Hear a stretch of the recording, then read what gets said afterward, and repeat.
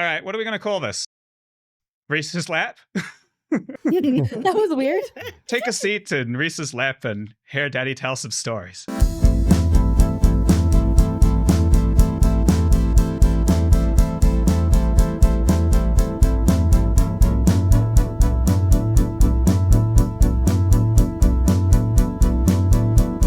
Welcome to Canadian Civil's Coast to Coast, round the horn checkup thing that we're doing. Quick little snippets from content creators and collaborators of Canadian Civil. So what's on your mind, Reece? What have you been thinking about? Honestly, I've been thinking a lot about debt markets. I've been reading about bond pricing mechanisms, etc. The REM, they just sold like $1 billion worth of bonds, green bonds. If you yourself are an investor in the debt markets, you might have a little piece of REM in your portfolio. Do you have a little piece of REM in your portfolio now, Reece? Oh yes, many pieces. I like to keep them close. When you come to Montreal, will you be trying to jump over the turnstile because it's yours anyway? As an investor in the REM, I really do deserve to be able to use it for free. It's a timeshare. I'm not sure how the very judicious security guards who Paige and I have certainly had interactions with in the past will feel about our fare evading ways. You did say the one time that you've ever admitted to fare jumping was in Montreal. Yes, I did. I posted about it on Twitter, actually, back when that was a sane place, because Montreal's got a stupid fare system. You tried to pay. You tried, and they wouldn't take your money. And what are you supposed to do? They don't want to take my money. No, it's really outrageous. Kind of the worst thing about the transit system in Montreal, I'd say. Was the CDPQ carrying that debt, and then they've gone and sold the bonds now? Oh, yeah, exactly. I think that's what's happened. And who are the bond holders? Is there a restriction? Do they have to be Canadian citizens, or is this foreign ownership? I think it's kind of just open markets. They're green bonds, though, so it's for the green investor, the one that probably wants slightly lower returns, but I guess they'll see how they perform. A guilty sovereign wealth fund like Norway's, maybe. Oh, the Norwegians. Is it a good investment, Reece? Well, you know, an investment in transit is the best investment that anyone can make. Financially, it may or may not be. Emotionally, it's definitely the best option. It's better than a car, for sure. I'd rather buy these green bonds than buy a car. If this Canadian Civil project makes it really big, we could kind of stack all those green bonds and personally fund the REM ourselves. One of us becomes a billionaire. Long-term goals, you know? It has been something I thought about a significant amount is if I became a billionaire, what transit project I would fund first. Unfortunately, the speed at which I'm becoming a billionaire is slower than the speed at which projects are becoming like much more expensive. So it's going to be like a bike lane that I fund. And in Doug Ford's Toronto, it's more likely to be a bike lane removal that you fund. Hey folks, Premier Dougie Ford here. Absolutely not. We won't let it happen. Speaking of bike lanes, Let's ride. Yeah, bike lanes. We visited Sherbrooke, Quebec recently, which is a small city of 225,000 in the metro area, east of Montreal, like an hour and a half. And it was very interesting because they have Bixie bikes there. La première ville à recevoir le service qui n'est pas dans la couronne de Montréal. And you can go and use your regular pass that you pay in Montreal. They have 25 stations, I think it was. They're predominantly electric because it's decently hilly, but there are some regular bikes there. Yeah, we took them, we rode around, and it was interesting how Quebec has this ecosystem of organizations and enterprises that work within it. Vélo Quebec, the bike advocacy organization, is like very strong at the provincial level, and I don't think other provinces have that to the same extent, or states in the U.S. that I'm aware of. Reece, remember you did a talk at the the Quebec Transportation Conference? Like, there are things like that. You know, it's a very strong ecosystem within the province that allows ideas and enterprises to spread, and it's kind of its own little world. It's nice when they learn from each other. I feel like a lot of urbanist projects in different cities feels like they're like, we're the first people to ever do this. Yeah, and Quebec definitely does that. I was talking a year or two ago to one of the traffic engineers working on cycling in Laval, and they definitely take lessons from Montreal on how to build their bike lanes. Quebec City did, within the past few years, basically like a REV-inspired network. It's very much like they're aware of what's happening in Montreal. Montreal is kind of the testing ground for a lot of things, and then it gradually spreads out to other cities. The bike share in Quebec City is not Bixie. I believe they were considering it. They got hung up for whatever reason. What would be the barriers for somewhere like Toronto and expanding out further to say like Hamilton or something? Is it just lack of knowledge sharing? In that case, Hamilton has their own bike share, I believe. That's like a separate system. That example, maybe like St. Catharines. Or even the suburbs around Toronto, like Vaughan, Markham. I don't know what the barriers are there. It might be related to the same thing as with transit, where there's this kind of desire to have sovereignty over one's municipal boundaries. And so, accepting the Toronto bike share scheme in Hamilton would be a grave admission of defeat, because Hamilton clearly must develop its own unique, strong bike share system, which it can use for its development into the upmost urban center on the western edge of Lake Ontario. I wonder if another part of it is bike infrastructure in Quebec suburbs is better than you often expect. Like cycling in central Toronto is pretty good, but like our experience, at least in the Toronto suburbs, when we biked to Hamilton that time 10 years ago, whatever it was, and there was not a lot of bike infrastructure. So it's also possible that the lack of infrastructure in Toronto suburbs relative to Montreal suburbs makes their interest in bike share lower. When you said that, it made me think about this one that's going in near where my parents are. And like, I would say maybe 6 years ago, my husband wrote to them and was like, your plans for this bike lane are terrible. No one's going to use the bike lane. It is not wide enough. It's not separated enough. It's on a street that's a 60 and 70 in some parts. Like, it's just not safe. And they were like, well, we've already made the plan, so it's too late for us to change it. And just this year, they've started actually building it. And I'm like, how many years advance notice you need? You couldn't have changed it. And I know what's going to happen is it's going to be built and no one's going to use it. And then they'll be like, wow, this was such a waste. Why do we build any bike lanes? It makes no sense. Was that in the city of Toronto itself? In Vaughan, like near on Bathurst Street, if you know any the suburbs, if anyone's listening knows it, it's the one Bathurst Street near close to Highway 7. I think Reece is probably right. Hamilton is actually kind of a good example, Jasmine, because they have their own bike share system. It's a social bikes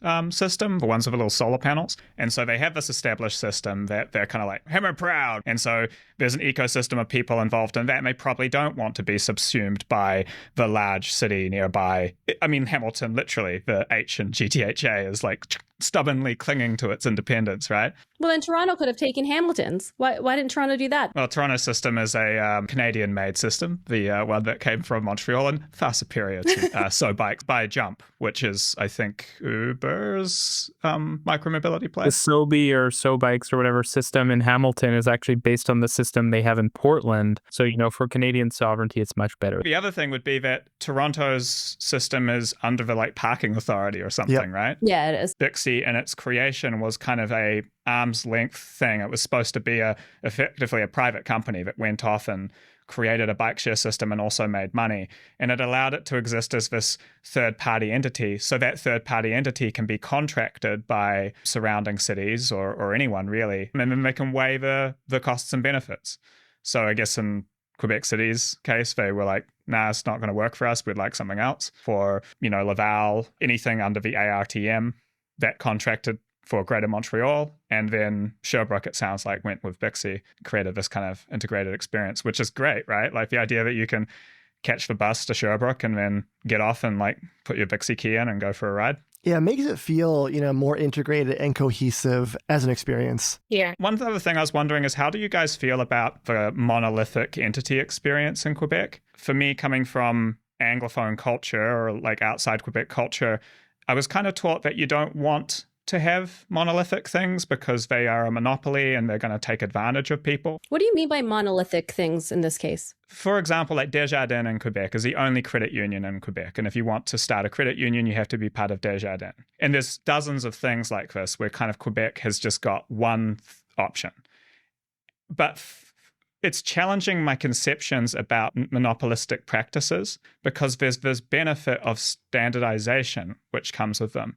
And sometimes I'm seeing things like Bixie, where Bixie's still cheap, seems about as good as other bike shares, and then it's also convenient that we might end up with a provincial level bike share. And I'm not sure what to think about it. I think what's clear, Paige, is that the ideal system is one where there are multiple parties, but regulation forces them to operate in a coherent and cohesive way. You don't have a single entity but the government does set out clear rules and requirements so that Quebec City's bike share system can be different, but your Bixie key still works, or you like pay a surcharge and then you can still use the Bixie key. And this is what Canada kind of sucks at. You know, for example, in Vancouver, there's one transit system, and then all of the rest of BC is another transit system. They got their kind of like a smart card system to pay for the buses. It's the same company that they got the one for Vancouver from, but they're not at all intercompatible, even though they're the exact same technology, same company. Conceptually, people who might travel from like Abbotsford to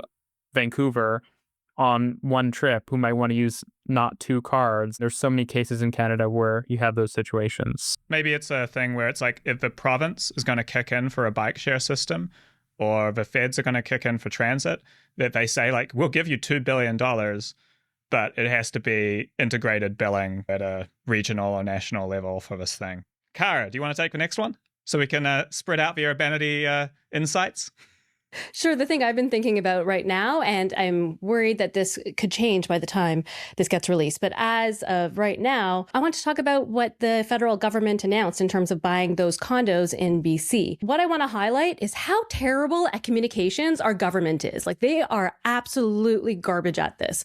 They came out and they're like, here's this announcement. Canada will invest $1.6 billion in community infrastructure over the next decade. The BC government will match that investment. So that means $3.2 billion. We're cutting development charges that often get passed on to home buyers. Converting unsold condos to affordable housing. Canada and BC will have a new partnership on condo conversion. Immediately, what gets picked up by the media is $3.2 billion on buying unsold condos, people doing the math and going, well, that's $1.5 million per condo. It seems like too much. Carney said that finished units are standing vacant with no buyers. With higher interest rates, weaker investment demand, developers are stuck. They don't want to sell at a loss.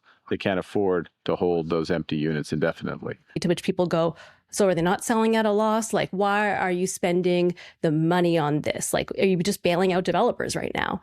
And they let it go a full week. It's being criticized as a bailout for developers. Very clearly a bailout. What he calls a plan to bail out developers, bankers, and investors. Their first reaction is this is a bailout to developers who can't sell their condos. Where people are analyzing it and making the worst assumptions and saying they're just paying them asking price. No one waited for the full information to come out, of course, because they didn't put it out there. 6 days later, the housing minister goes on Twitter and is like, okay, well, this is just one part. Let's talk about this. There's all these rumors.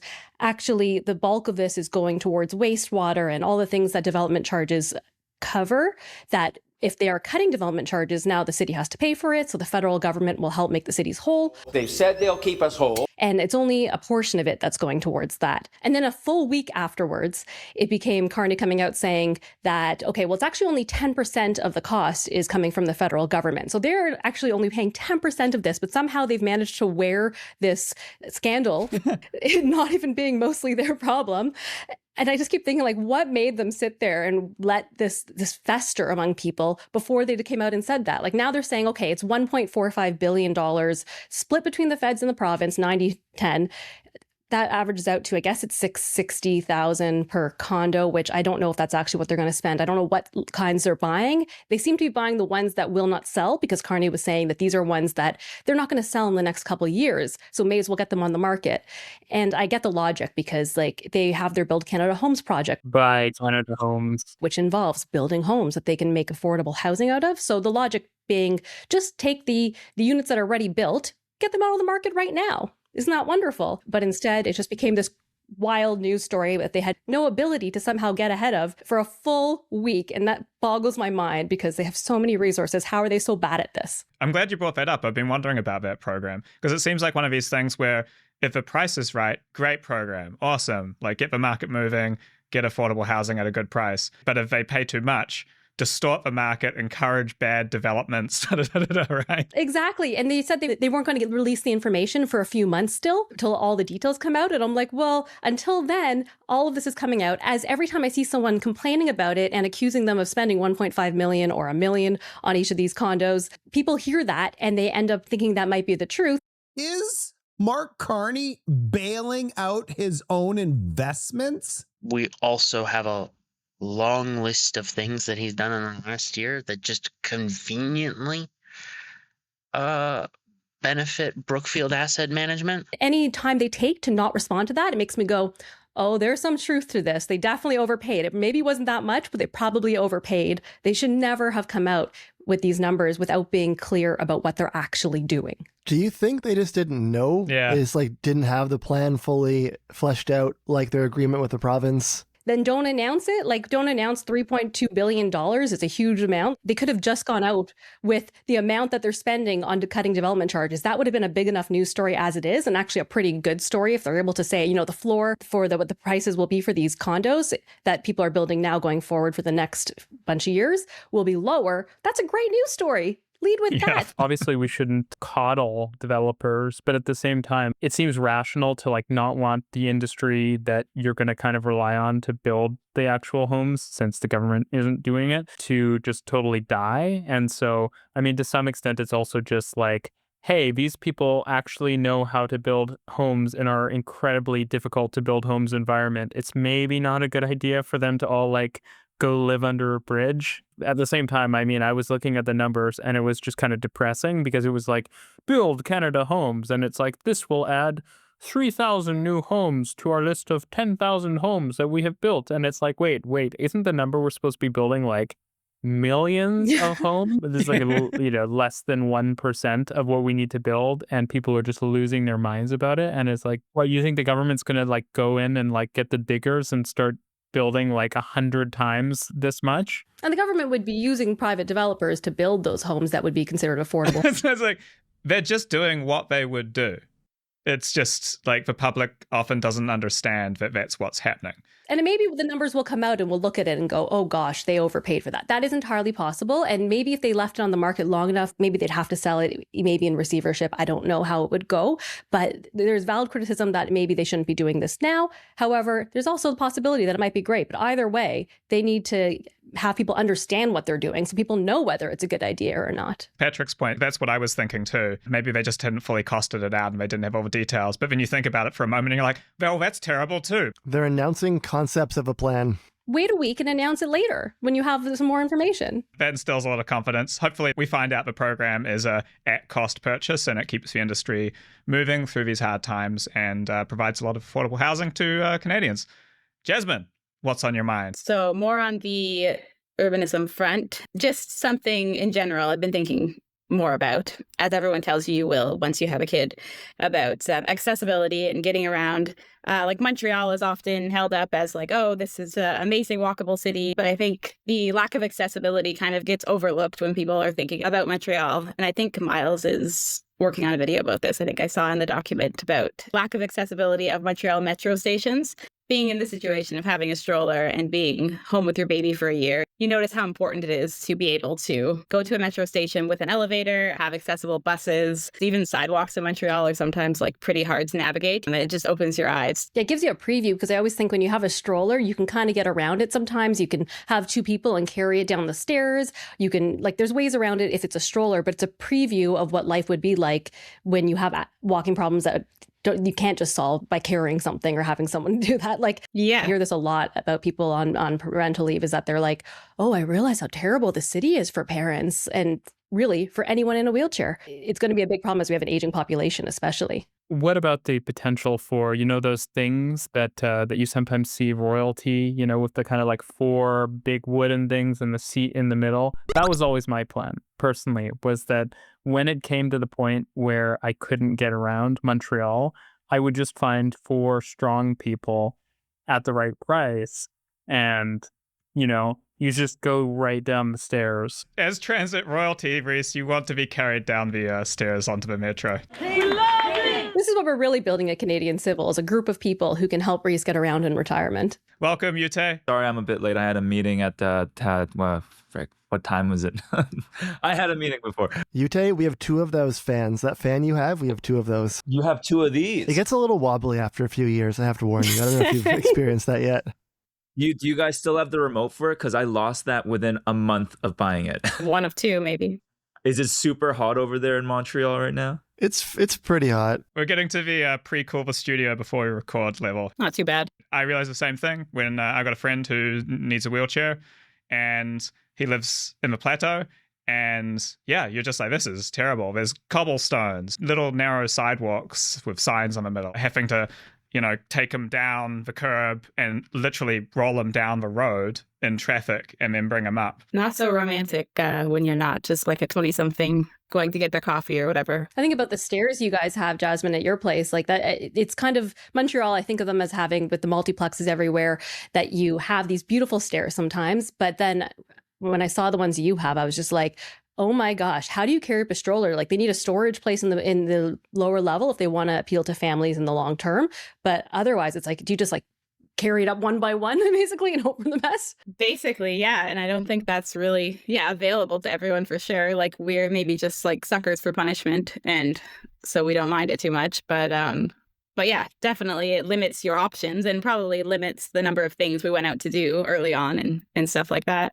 Have you guys wondered if it impacts ridership? For example, I'm on my way to the airport and I've got a suitcase. I'll just get a taxi because I'm going to have to go up and downstairs with suitcase. Yeah. Wondered if there's a study on it, 2% lower ridership on metro stations that don't have elevator. Definitely has an impact. You also think about like, oh, Montreal's a city with bikes, and like that also sucks to carry up and down like into a metro station if you have a really deep one. I will say this is one place where Ontario is pretty great. There's the AODA or whatever, which is not perfect. There's a lot of inaccessible places, but like the subway in Toronto is going to be 100% accessible in the next year or two.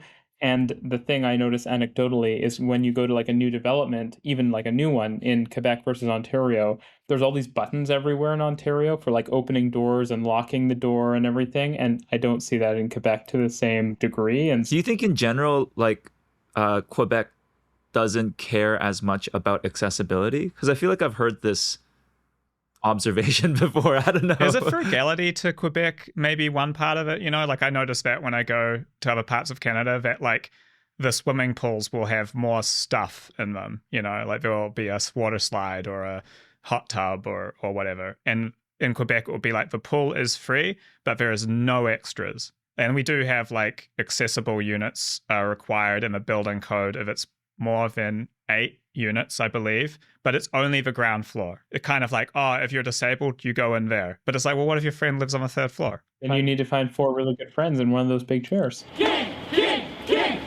We were in Lyon in France a month or two ago, and Europe, obviously, old place, has a reputation for not being very accessible. And definitely some of the sidewalks are narrow and not the best. But the metro is, I think, almost 100% accessible. Maybe there's one station with some extra challenges. But yeah, every station that we went to had an elevator.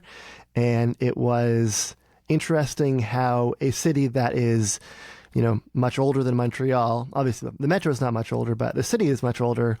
They had substantially better accessibility of the metro. Yeah, you might be right, Uytae. We're just heartless bastards here. But it's also the same cost problem that exists for everything, like infrastructure, housing, transit, is that elevators cost way more in North America.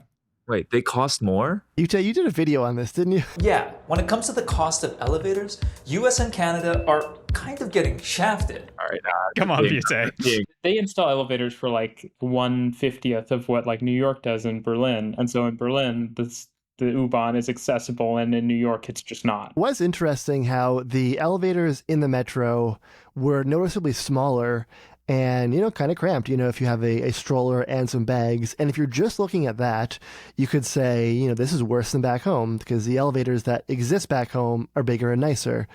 But if you then compare this station might not have an elevator at all if it was bigger, it's a more complicated cost-benefit trade-off. And maybe you still do want bigger elevators, but it's more to think about. I feel like Reece is getting smaller and smaller. Is anyone else finding this? He's getting lower and lower, I'm afraid. What, are you looking down at us from like a couch? He's just going farther and farther away from the camera, and I'm like, he's shrinking, everyone. Are you in a hot tub? Are you sitting on the toilet? No comment. If the screen starts spiraling, he flushed. We know he's not because we got a crotch shot at the start of the recording. That'll be the thumbnail. I can take the next one just so you can see the kind of format, Uytae. Oh, are we testing out a format here? Coast to coast roundtable. Just what's on your mind, work or anything. Just be, what he thinks interesting. Do you remember Justin Trudeau? Reece, you're even smaller now. Now he's doing it intentionally. Yes. So, tearful Justin Trudeau, before he stepped down, I remember him in the very last days of this government doing one of his speeches about Canada is there for you, Canada cares. Every single day in this office, I put Canadians first. So I'm proposing we make every vote count. I'm here to tell you all that we got you. And he was kind of tearing up, and it was because of an achievement, like a legacy achievement for him, which was this dental plan thing. Do you guys remember that? Have you heard anything about it since then? I see boards everywhere in Toronto where it says like CDCP accepted here. Actually, I noticed in my neighborhood, which is kind of a working class neighborhood, they were like handing out pamphlets like dental offices, CDCP, come get your teeth cleaned. We are now also opening up the next phase of eligibility, which includes seniors over the age of 65. I know my dad and my brother both were so excited because neither of them had dental benefits. I don't think my dad has ever had dental benefits, so he's always paid out of pocket. It made him so happy because that is so much money. It's a pretty game-changing program. It's a game changer. If you're low income, you can go and get the standard kind of dental care taken care of in pretty much any dental office. And you can check on the government's website if they are, and 9 times out of 10, it seems like they are. And yeah, it's pretty common sense. Like, it's not going to cover extra cosmetic things. You know, it's not going to give you a gold filling, but you can get your teeth cleaned, the things that are harmful to your health long term. And I just hadn't really realized it. I had been paying out of pocket because I kind of was in the mindset of,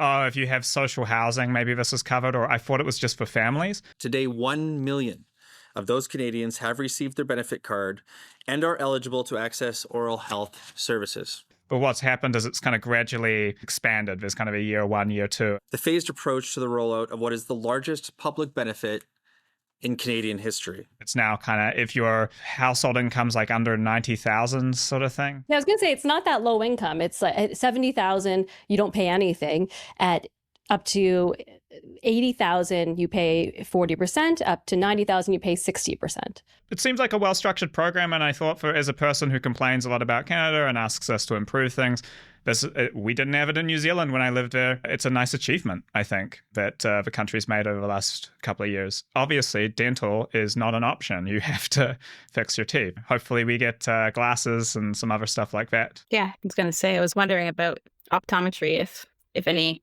developments have been made on that or not.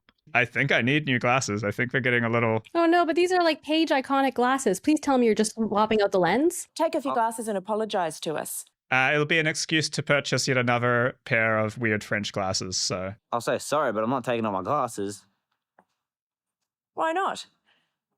Because they're famous. Gotta wait for Kanye to kick in first. I think everyone else has too many subscribers to qualify. Yeah, it's the poor YouTuber subsidy. It's kind of nice too, because there's like a lot of problems with our healthcare system. But one of the things I kind of appreciate is that you can kind of tell what's BS by whether or not the government covers it. It's like, oh, do you need to get like needles in your face so that you can be younger or something? It's like, government's not going to cover that. It's like, but do you want to like get your mole looked at? And it's like, okay, yeah, sure, that's good. And same, it'll be like, yeah, the gold filling actually wasn't necessary. Who knew? Sometimes I've heard stories before of people who say that it's like, well, this is actually necessary, but the government hasn't caught up to that. So then they end up going somewhere and paying out of pocket for that as well.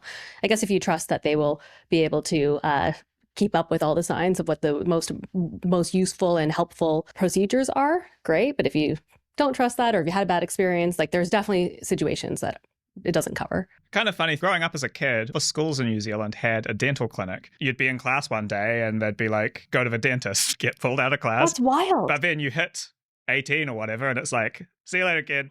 How is Vegemite for your teeth? Oh, Vegemite's great for your teeth. It's great for everything. Everyone should just be having spoonfuls of the stuff. You know, it's got everything you need. I assume you brush your teeth with it?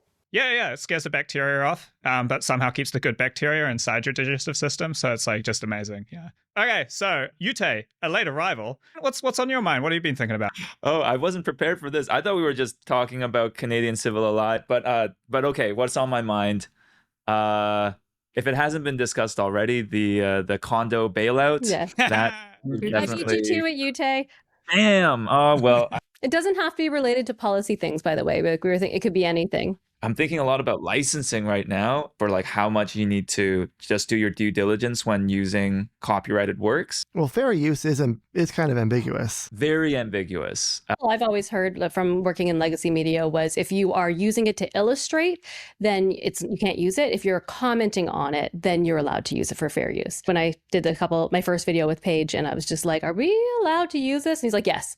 I'm like, okay. No, I did not say that. I said I summarized it as yes. I said no, but come and get me, bastards. Like it's more like security through obscurity, which always works. Like 90% of people are not compliant with this on YouTube. It's like until you're like Mr. Beast or something, you can fly under the radar pretty safely. But you do hit these points where it's like, okay, I'm kind of exposed. The copyright strike thing in particular, if you do advocacy work, and you might have some enemies out there or people who don't like you, has always struck me as a risk for YouTubers.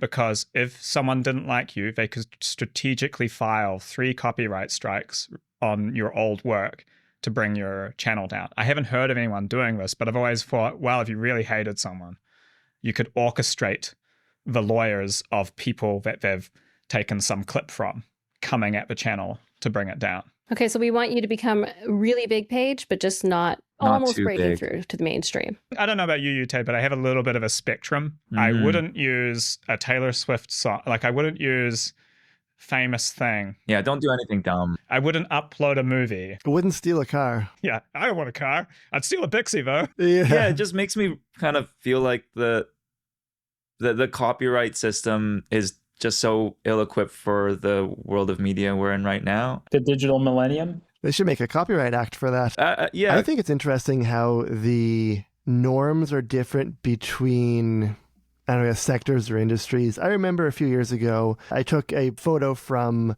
Twitter that somebody posted and I included it in the video with attribution. Then he, sent a message afterwards saying like, it was friendly and everything, wasn't mean, but it was, just letting you know you should ask permission for that. And, I was thinking from kind of like the norms in academia where like, if you cite somebody's, chart or something, like you don't really need to ask permission. You credit it, obviously. And then there's just the norms in this area were a little different, and it was a bit of a surprise. But a lot of that is like, it's not based on the law. It's based on, what's, expected of people. What'd you say to him? I just, apologized and said, thanks for letting me know. He wasn't like aggressive about it. That's my bike, punk! But it was a bit of a surprise. Like, oh, I didn't realize this was that big of a deal. There are some strategies you can use. Coming up next, it's Super Nanny! So the transformation of the work is a defense. One person that I can think of that does this a lot is JJ McCullough. When he's showing clips, he will put it through a kind of TV filter. So it'll show like a fake TV and then inside the clip. And so stylistically, it morphs it into like fitting in with your video more, but it also gives you this like, no, I didn't just like straight up copy it. I integrated it into the work. And then a lot of people seem to go with a kind of attribution, which isn't actually a part of being able to just take some copyrighted work, but it's appreciated by the creator in a kind of common sense way. If someone takes my thing and throws it up and they put a little credit there, I'm like, okay, like it's less likely to trigger someone going after you, I think. Yeah. But yeah, it's all pretty not above board. The Wild West out there. Reece, do you remember your like font change out that you did? Well, what about it? You went and changed all your fonts a few years ago. Yeah, I remember. So we're concerned about the font's legality. You have to own the license to the font. I had it for Canadian Civil. I was like, I should buy the license for it. It was like $3,000. Yeah, fuck. I looked into a bit of font stuff, and I could be wrong in here, but I thought what I found was that the font files can be copyrighted. There was less legal recourse that they had when it comes to like, oh, you made an image or a video with that font. You wouldn't steal a font. Literally the entire internet stealing fonts. Yeah. The thing may be generated by a graphic design professional who owns the font, right? Like if a font foundry ever came after you, you can be like, I've got graphic design friends who own all this stuff. So it would be kind of hard for them to go after you. I assume they mainly go after large publications. Like if the New York Times is printing newspapers, those fonts better be covered. I just looked it up, and what Google is saying is that font files are protected by copyright as software, but the visual design of the letters or the typeface is not copyrighted. You could create another font with the same likeness as your original font, like the same, little curly cues on the whatever, thing, language, words, letters, but you cannot just use the same file. These are all things that become more and more of an issue the larger you become as a content creator, until you get up to the level that you have a production team and you have to tick every box because you have so much money that someone might want to come after you. At that point, you have so much money, you could just pay for the use of it, probably. So that's Uytae's one for the round. Have you guys been to Canadian Civil Alive? We've been there. Heard of it. So how do you describe Canadian Civil Alive? Don't do that to us. A meeting of the nerds where they have a pub quiz that you get to talk to all the other people who love trains as much as you do. Oh, they love them more than you do. Oh, true. The first year we did it, it was a key part of Constitution Montreal building out its platform. So we used Canadian Civil Alive to survey the audience and have a discussion about like policy planks for a housing platform, effectively. I wanted it to be this kind of like half doing something useful, half just having fun and celebrating having passed another year, making content online. Paige, how are you feeling? Canadian Civil year, what is it, year 3, year 4? Year 3, yes. Pretty good. And over the years, it's kind of become more about the quiz and the games, and that is kind of expensive and quite time-consuming to put on. It's like about 2 months of work on my side to coordinate it, tons of volunteers, renting places, liquor licenses, and all this other sort of stuff. So this year, we are kind of going back to our roots a little bit and doing this more activist-y version of Canadian Civil Alive. On August the 15th, we will have this entire day, all of Saturday, where the content creators will be doing the work. Some people might just be shooting A-roll. Some people may be interviewing the other content creators and the people that are around. I'm going to be part of doing a bit of a stunt that's needed for my healthcare videos. Miles, he's going to be doing a review of all of the accessibility features of the entire Montreal transit system. And it's all kind of like themed on like drawing attention to an issue. I want to be allowed to smoke. Okay. A video that's kind of in the wheelhouse that we're in of like, hey, could this be improved? Using that day to do it and using the resources of other content creators being around and a group of people who are into this stuff being around at the same time too. It's a bit different. It's not ticketed. Instead, it will be a membership-based thing. So if you're a member of Canadian Civil, you'll be able to log into the Canadian Civil website, see a map of where people are and what's going on, and go along and join them if they're doing something that would suit having a group of people. And then at the end of the day, we're going to have this big barbecue. Go to the Winchester, have a nice cold pint, and wait for all this to blow over. Which will kind of cap off the day of good work on the part of everyone involved. How's that for a slice of fried gold? Yeah, boy! Sounds fun. Does that make sense? I assume there will be some sort of like person with a weapon out front of any venue so that, it's like if you're better pull up that account because if you're not, then it's like... It's actually going to be you, Reece. What? It's going to be you. Me? I think you just volunteered. Some do say I have an intimidating element to me. So who says that? I've heard it. Shit.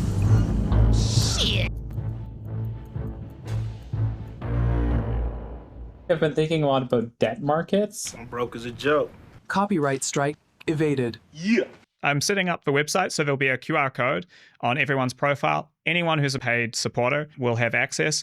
And when you come along, show the QR code and you'll be given a little badge which has your membership on it. So then we know that you're part of a group. And that will entitle you to at least one sausage from the barbecue. Maybe extra sausages if you're a supporter at a more generous level. That could be a 2-3 sausage situation. So you want to bump up your membership if you're feeling hungry on the day. Paige, I've been telling you we need more women at Canadian Civil, not more sausages, okay?